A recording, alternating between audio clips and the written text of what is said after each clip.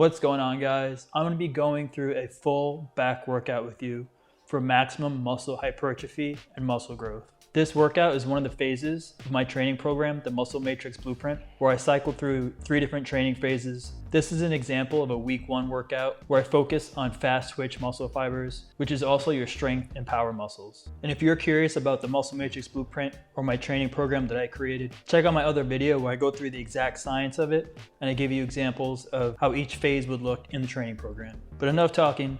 Let's jump into the workout video. If you have any questions, leave them in the comment section. I'll get back to you. But I hope you get something out of this. I try to give as many pointers and advice and tips throughout this workout, and I hope you're able to use some of the info on your own. So when it comes to rowing movements for my back, I generally prefer movements where my chest is supported because I don't want to use momentum or cheat. I want to get as much back activation and engagement as possible without using other muscles to assist because I'm doing a back workout to work out my back, not my biceps, traps, forearms, or delts. I specifically want to target my back. And if you want to add thickness to your lower lats, which makes your physique look way more impressive, an underhand rowing movement that's supported is exactly what you want to put into your routine. So to set up on this, you want a 45-degree angle on your bench. You kind of want your chest to be slightly above where the bench is. You're going to start to where you get the maximum stretch in your back, to where your shoulders aren't carrying the load. Pull with your elbows, squeeze your shoulders together as far as possible. Control it on the way down, just like that. And as far as adding thickness to your lower lats, this is one of the best movements you can possibly do. Pull your elbows back as far as possible. Squeeze your shoulder blades together. Always control the weight, always get a good squeeze. And another reason these are awesome, the range of motion you have with the underhand grip, you're able to pull your elbows way far back, get a really good squeeze in your back, really bring your shoulder blades together, get an awesome range of motion, get a wicked pump in your back. Make sure to finish off with some partials. That way you know your muscles have a complete failure. Throw these in your routine, your back will repay you with some nice lats.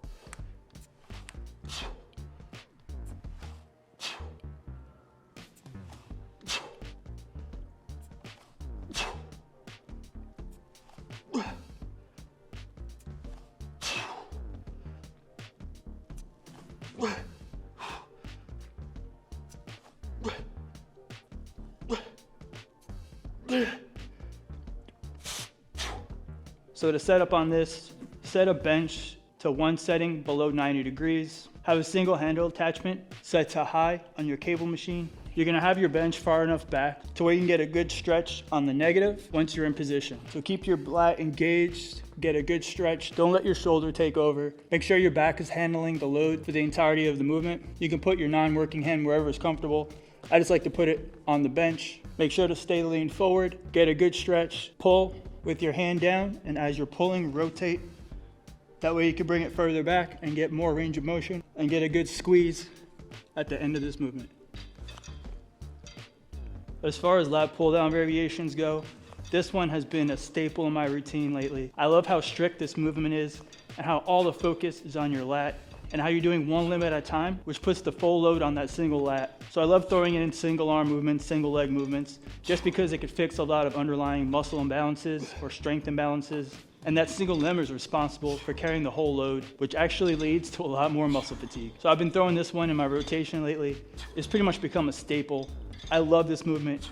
You gotta try it out. If you don't have a bench available to set up to the cables, you can do it half kneeling or sitting, whatever fits your situation. But make sure to give these a try. Trust me, this is one of the best lat pull down variations you're probably not doing.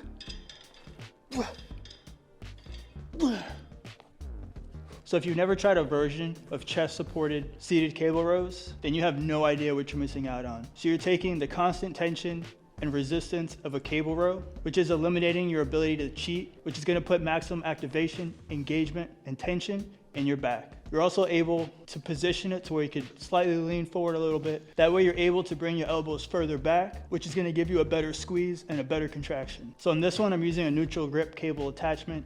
I'm trying to target my mid back a little bit more on this one. The bench is set one setting below 90 degrees. The cable is set a little bit lower to where I'm ending the movement, so that way I have to pull up a little bit. So get behind the bench, grab the cable attachment, sit back, chest on the bench, get a good stretch in your back on the negative, but keep tension on your back the entire time. Don't let your shoulders carry the load at all. Pull your elbows straight back, pull your hands just above your waist. Get a really good squeeze at the end of this. Pull your elbows back as far as you can. Squeeze your shoulders together. The pump on this is next level. So look like this.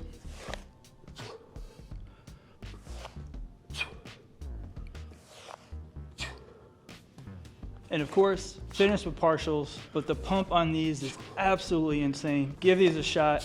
You won't regret it. You're taking the benefits of a chest supported row and throwing in the resistance of a cable row. And that's next level muscle activation.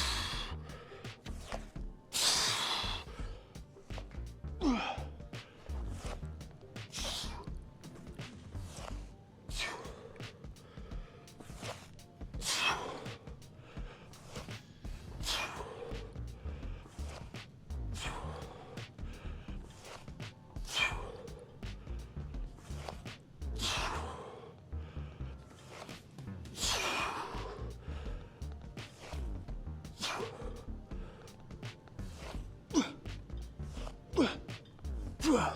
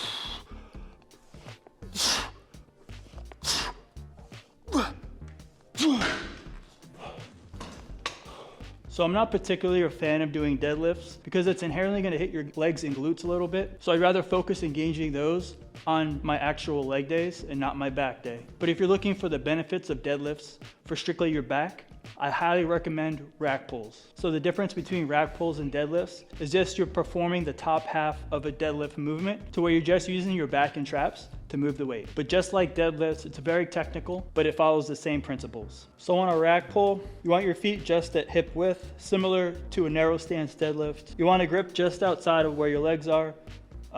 You could do a mixed grip or overhand grip, whatever's comfortable for you. I like a mixed grip. You want the bars set right at or just below your knees. The rest of it is going to be just like a deadlift. So engage your lats, engage your back before you even start. Push your hips into the ground, pull with your back, lock out, control it on the way down. Keep it close to your legs. That way you're not putting any extra stress on your lower back or hamstrings. So engage your back, sit back on your hips, pull straight back. Control it on the way down. Sit on your hips, push through your heels, lock out. So if you want all the benefits that deadlift provides to your back, just do rack pulls. Go as heavy as you can to where you can keep good form, keep your back engaged, don't round your back, contract your lats at lockout, control it on the way down. This is an awesome exercise to go heavy on, to overload your back muscles. And it actually can improve your performance on deadlifts because you're working on the top half and the lockout portion of that exercise. But personally, I don't like to do deadlifts along with my back workouts. I like to separate the two, just so I could focus on my legs on leg day and my back on back day.